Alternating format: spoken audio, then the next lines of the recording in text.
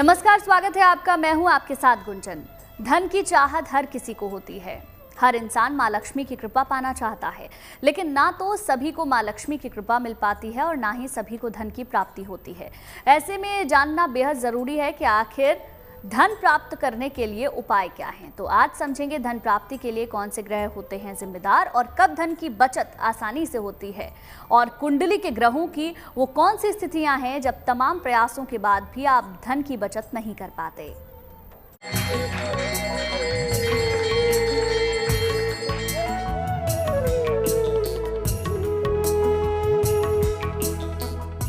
जिंदगी में धन बना रहे, घर में बरकत आती रहे,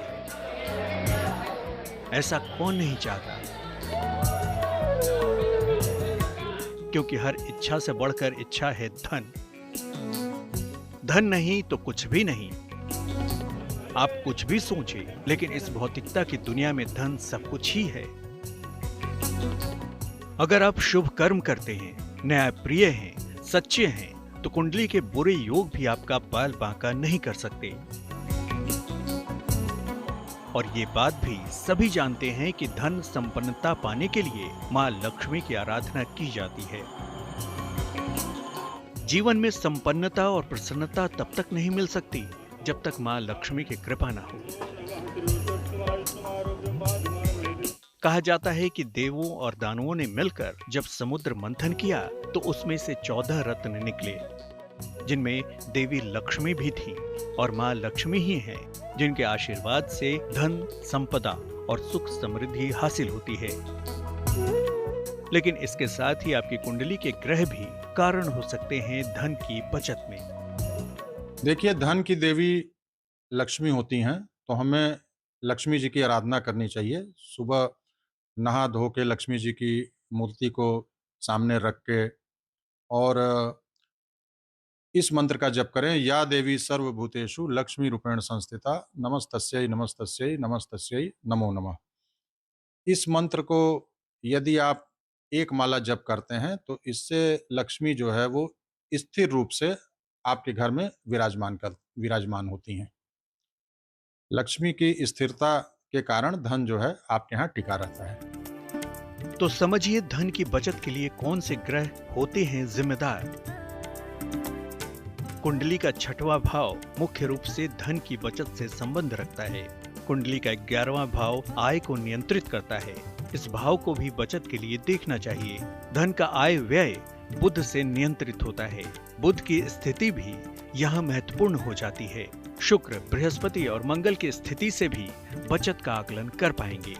देखिए, वैसे तो सारे ग्रह हैं जो अगर अच्छे स्थानों पर बैठे हैं तो सभी आपको धन देते हैं, और विशेषकर धन के जो कारक ग्रह होता है वो होता है शुक्र।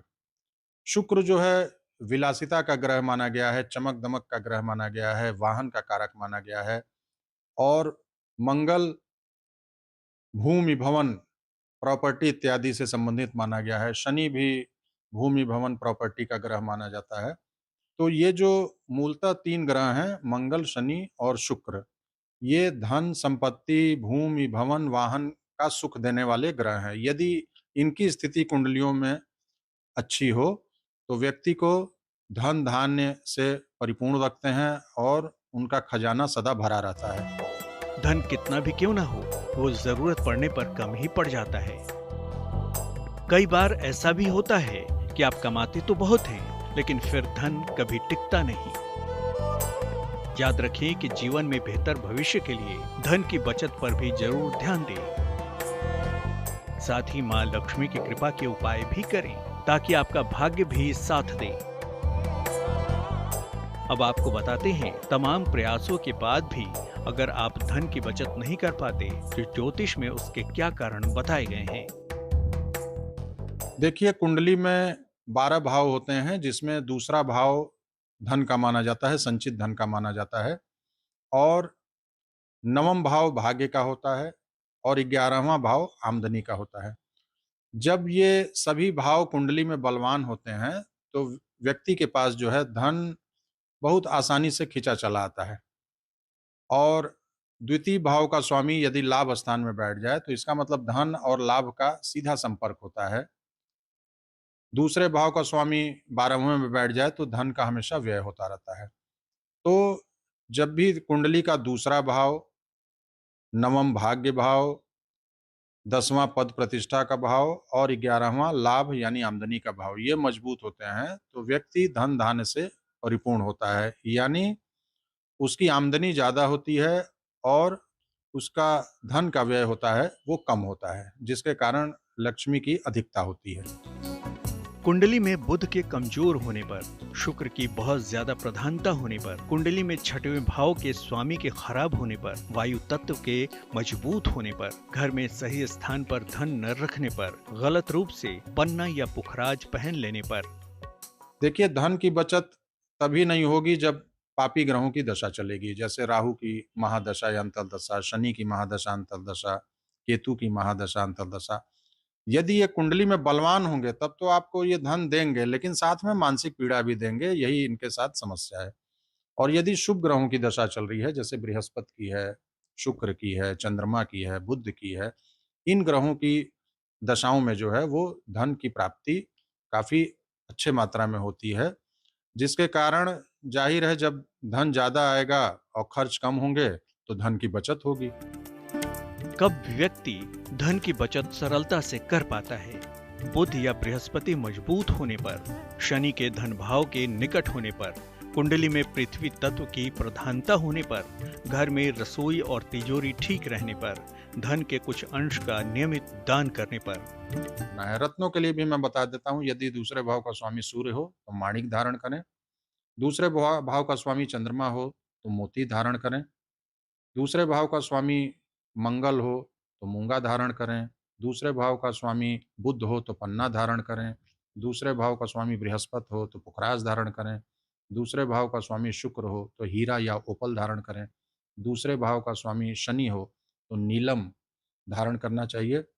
और यदि राहु अच्छे स्थिति में दूसरे भाव में बैठा हो तो गोमेद धारण करना चाहिए, और केतु अच्छे स्थिति में बैठा हो दूसरे भाव में तो लहसुनिया धारण करना चाहिए।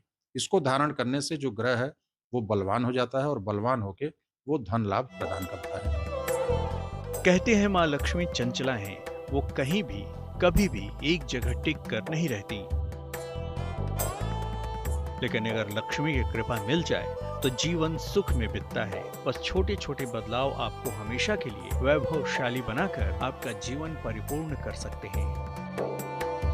तो वो कौन से महाउपाय होंगे जो सच्ची श्रद्धा से किया जाए तो मिलने वाला फल कई गुना ज्यादा हो जाएगा? आगे जानिए। कर्म का आपके जीवन और भाग्य से गहरा संबंध है। आपके कर्म ही आपके ग्रहों को मजबूत या कमजोर बनाते हैं। धन का आगमन हो, धन का लाभ लगातार जीवन में बना रहे, इसके लिए माँ लक्ष्मी की अगर कृपा मिल जाए तो जीवन में कभी धन की समस्या हो ही नहीं सकती।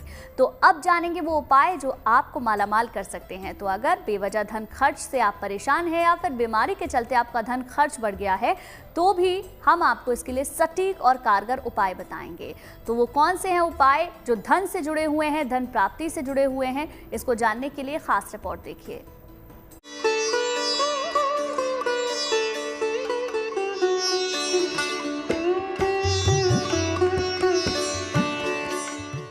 धन की देवी हैं माँ लक्ष्मी,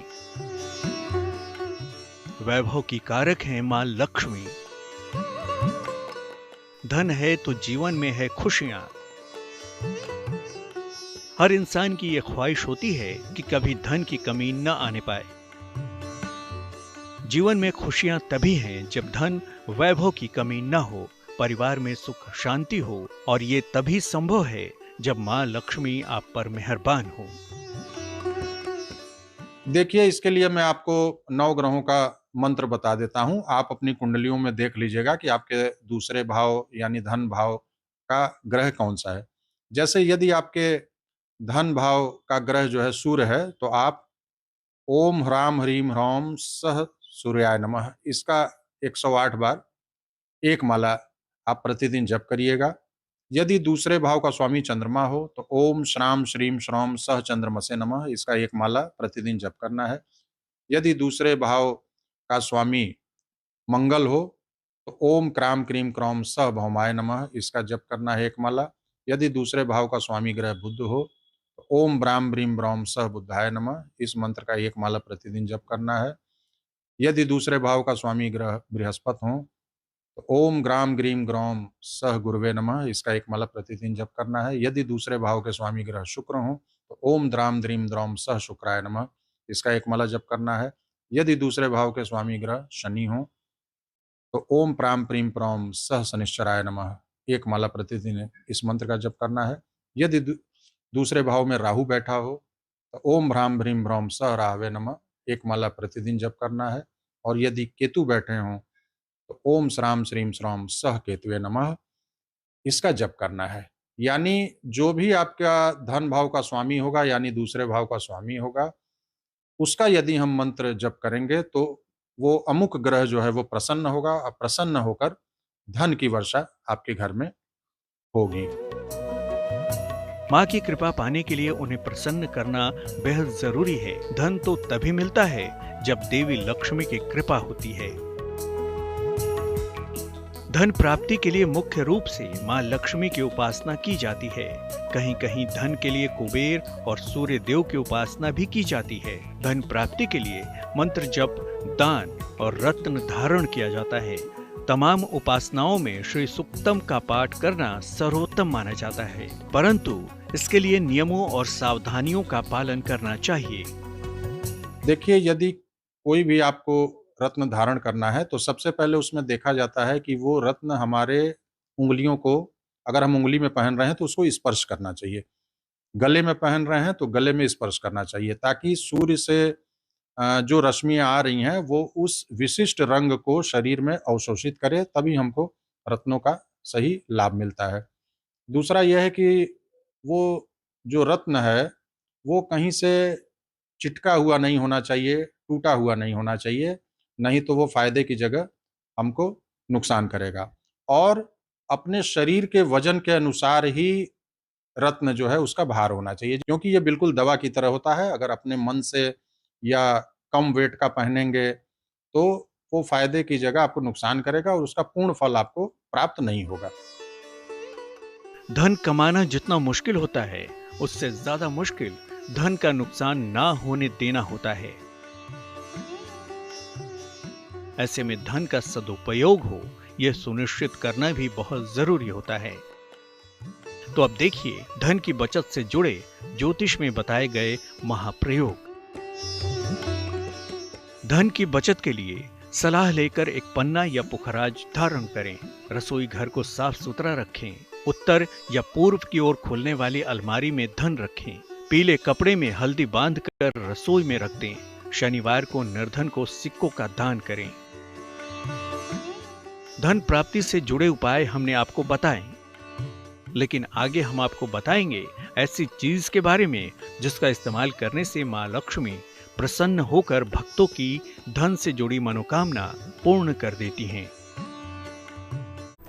ऐसा माना जाता है कि देवी लक्ष्मी को शंख बेहद प्रिय है। अगर घर में शंख हो तो मां लक्ष्मी की कृपा बरसती है। चलिए जानते हैं शंख से देवी लक्ष्मी का क्या संबंध है और शंख के प्रभाव से देवी लक्ष्मी की कृपा आखिर कैसे प्राप्त होती है।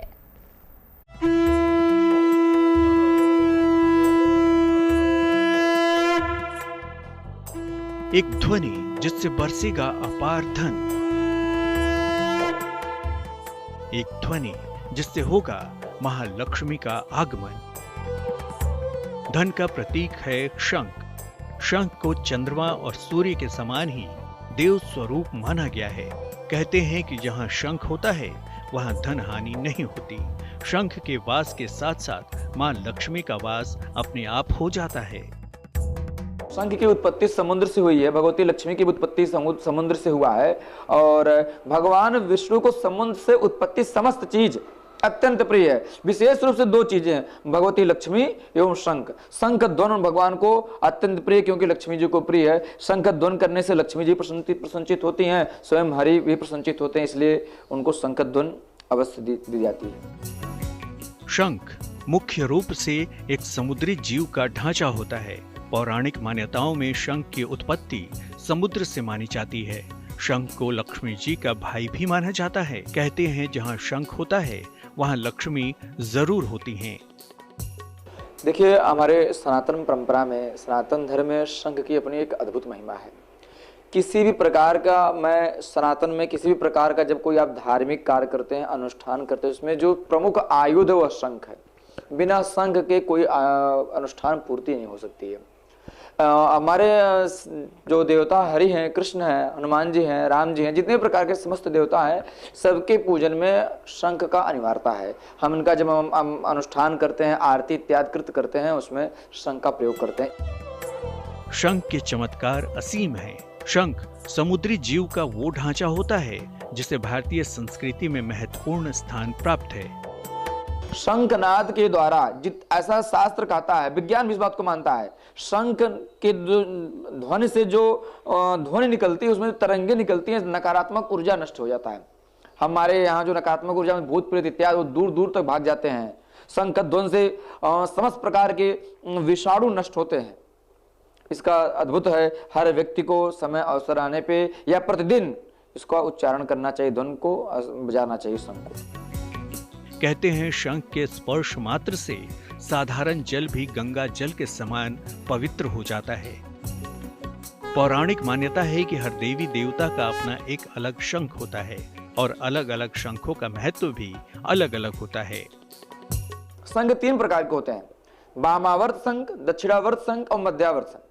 वामावर्त शंख जो होता है, जिसको हम स्वयं साक्षात विष्णु के रूप में हम देखते हैं। दक्षिणावर्त शंख जिसको हम बजा नहीं सकते, बजाने की उसकी व्यवस्था नहीं है, वह साक्षात लक्ष्मी का स्वरूप होता है। और जो मध्यावर्त, जिनके मुख बीच से होता है, यह शंख स्वयं साक्षात गणेश जी का माना जाता है। यह अत्यंत प्रिय है भगवान हरि को और सभी देवताओं को प्रिय है। शंख की आकृति के आधार पर आमतौर पर इसके 3 प्रकार माने जाते हैं। पहला दक्षिणावृत्ति शंख, दूसरा मध्यावृत्ति शंख और तीसरा वामावृत्ति शंख। भगवान विष्णु का शंख दक्षिणावर्ती है और लक्ष्मी जी का वामावर्ती। वामावर्ती शंख अगर घर में हो तो धन की कमी नहीं होती। जानकारों की माने तो पापों का नाश करने वाला है शंख। तो आप भी अपने पूजा स्थान में शंख स्थापित कीजिए, इसका पूजन और प्रयोग कीजिए। इससे केवल धन की ही नहीं बल्कि आपकी हर तरह की कामनाओं की पूर्ति होगी और आपके घर पर सदैव बनी रहेगी मां लक्ष्मी की कृपा। प्रार्थनाओं स्वीकार में फिलहाल के लिए बस इतना ही, लेकिन अच्छी खबरों के लिए आप देखते रहिए गुड न्यूज टुडे।